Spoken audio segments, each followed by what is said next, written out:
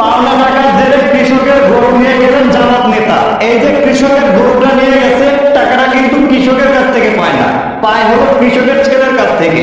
আর এই যে টাকাটা যে পায়, এইটা কিন্তু জামাত নেতা পায় না, পায় হলো জামাত নেতার ভাই। ওরে বাবা রে বাবা, এত বড় নিষ্ঠাবান বিচারক সে! ভাইয়ের টাকা উদ্ধার করে দিল কৃষকের গরু নিয়ে এসে। কৃষকের কাছ থেকে তো টাকাটা পায় না, টাকা পায় কৃষকের ছেলের কাছ থেকে।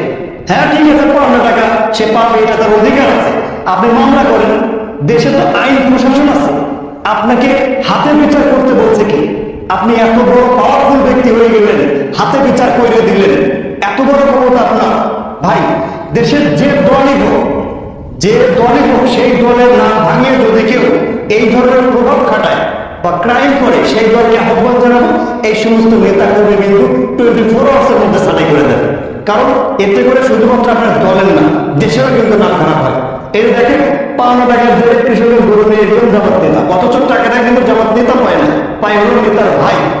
আর ওই কৃষকের কাছ থেকেও পায় না, পায় হলো কৃষকের ছেলের কাছ থেকে। কৃষক কি দোষ করছে? কৃষকের ছেলের কাছ থেকে টাকা পান, কৃষক দোষটা করছে কি? এই টাকা উদ্ধারের জন্য কৃষকের গরু নিয়ে গেলেন, দেশে আইন প্রশাসন আছে, তাদের কাছে বিচার দেন, তাদের কাছে প্রয়োজন মামলা করেন টাকা উদ্ধার করার জন্য। টাকা উদ্ধার করতে কেউ না করেনি, কিন্তু অবৈধভাবে জোর খাটিয়ে, প্রভাব খাটিয়ে একজনের গরু নিয়ে আসার মতো অধিকার বা রাইট কেউ আপনাকে দেয়নি, বা এটা আপনি করতে পারেন না।